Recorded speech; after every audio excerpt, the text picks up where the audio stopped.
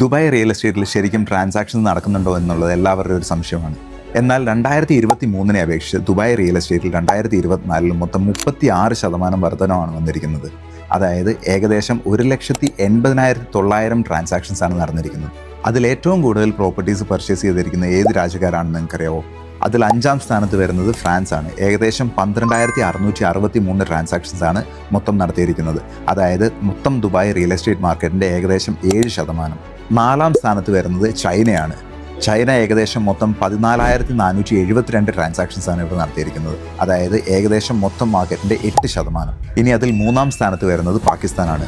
ഏകദേശം 18,090 ട്രാൻസാക്ഷൻസ് ആണ് ഇവർ മൊത്തം നടത്തിയിരിക്കുന്നത്. അതായത് മൊത്തം മാർക്കറ്റിൻ്റെ ഏകദേശം 10%. 2ാം സ്ഥാനത്ത് വരുന്നത് UK ആണ്.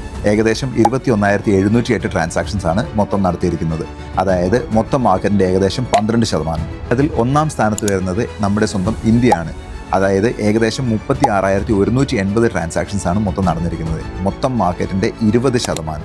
ഇനി ആർക്കെങ്കിലും എന്തുകൊണ്ടാണ് ഇന്ത്യക്കാർ ഇവിടെ ഇത്രയധികം ഇൻവെസ്റ്റ്മെൻറ്റ് ചെയ്യുന്നതെന്ന് അറിയണമെങ്കിൽ ജസ്റ്റ് കോൺടാക്ട്.